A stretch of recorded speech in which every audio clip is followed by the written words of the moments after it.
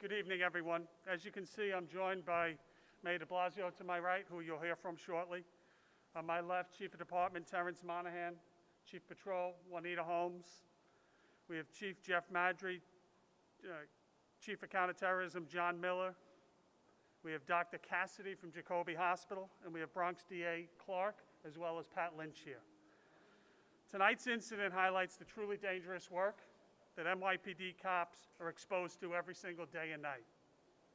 Right away, I want to really thank the people at Jacoby Hospital for the excellent care that they afforded our police officer. About 10:29 tonight, members assigned to our Gun Violence Suppression Division were driving on Lafayette Avenue towards White Plains Road in the confines of the 43rd Precinct when they encountered a subject and initiated a stop. Everything I am about to say is preliminary at this point, but in the course of seconds, what we know is that our officer, we believe, fired 1 round. We believe the perpetrator fired 4 rounds. And during that exchange of gunfire, our officer was struck what we believe is 1 time in the lower back below his bulletproof vest. As I said, the firearm from the perpetrator was recovered. Here's a picture of it. Our brave officer is 31 years old. He is a 6.5-year veteran with the NYPD.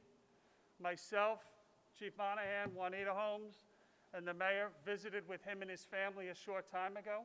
I can tell you that he is in a lot of pain, but thankfully we expect him to make a full recovery. Mr. Mayor? Thank you, Commissioner. I want to start by thanking everyone at Jacoby Hospital for caring for our officer. Thank everyone who's here. Special thanks to our District Attorney, Darcel Clark. Everyone, tonight we saw extraordinary bravery. Extraordinary bravery. Here is an officer, a young officer, out there on the streets of the Bronx, getting guns off the streets to save lives. That's what he does. He's someone who goes out and puts his life on the line to protect other people in the most powerful way, by depriving criminals of their firearms. An extraordinarily brave officer, the kind of officer we depend on to be safe in this city. Anyone who wants an example of how hard the NYPD works, how committed our officers are, you see it this evening in the Bronx. And this officer, young man from a family that serves this city, many of his relatives are members of the NYPD, a family devoted to this city. The officer, thank God, despite the pain he's in, he was in good spirits. Thank God, it looks like he's going to make a very strong recovery. So we're counting our blessings tonight. But we have to remember to be thankful for the men and women who put on a uniform and do this extraordinarily brave work. It takes a very special person to go out in the streets at night and take a gun off a criminal. And thank God this good man is going to be okay. I'll open it up for questions in a moment, but Pat? You know, I feel like I've said this before. Here we are again. We're here in the hospital. We're having a press conference, and we're asking why. It seems like people are getting numb to the fact that cops are getting shot. We're getting numb to the fact that there's victims in our neighborhoods, victims of gun violence. And it seems sometimes that the cops are running out in the street, putting themselves at risk. Gun violence is up 100% since last year. You have to ask yourself why and how do you solve it? Millions of dollars on violence interrupters and all these different programs and thoughts and prayers aren't going to work. What we need to do is put cops on the street doing the job we know how to do, train them, hire them, put them on the street, allow them to do the job, and then prosecute the cases when we bring them in. We have to stop acting like we're trying to reinvent the wheel. Policing is simple. Good guys and bad guys. We're the good guys that go after the bad guys. Unfortunately, we're here again because one of the good guys has been shot.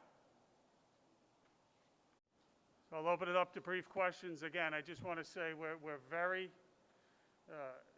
Early into this process, we have Chief of Detectives Rodney Harrison still at an active crime scene, but where we can, we'll provide you with information. Rich?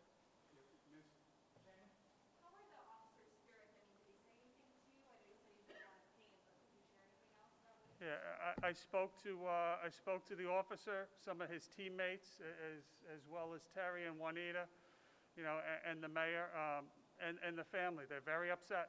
They're very upset, but at the same time, they realize probably an element of shock, how it could have been very different, and they're trying to process that information.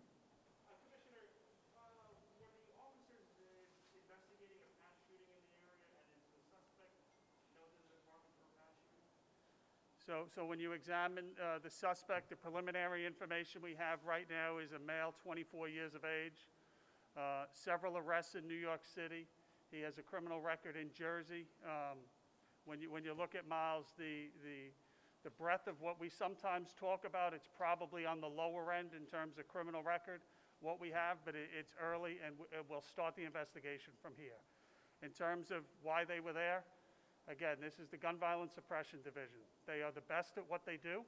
They are assigned to the streets throughout New York City for one very simple reason, to keep you safe.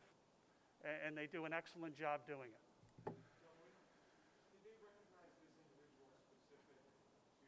Yeah, too early in the investigation. Right now, what we have is assigned within the confines at that location at time. They encountered this individual, and within minutes, within seconds, they were in a gunfight. Do you intend to prosecute this as an attempt to murder of a police officer? How do you plan to proceed? It's too early. It's early right now in the investigation, so we'll have to wait and see. But my office is definitely working on it. One or two more questions, anybody else? Okay, thank you guys very much. Thank you, good night. Thanks, Doug. So much better.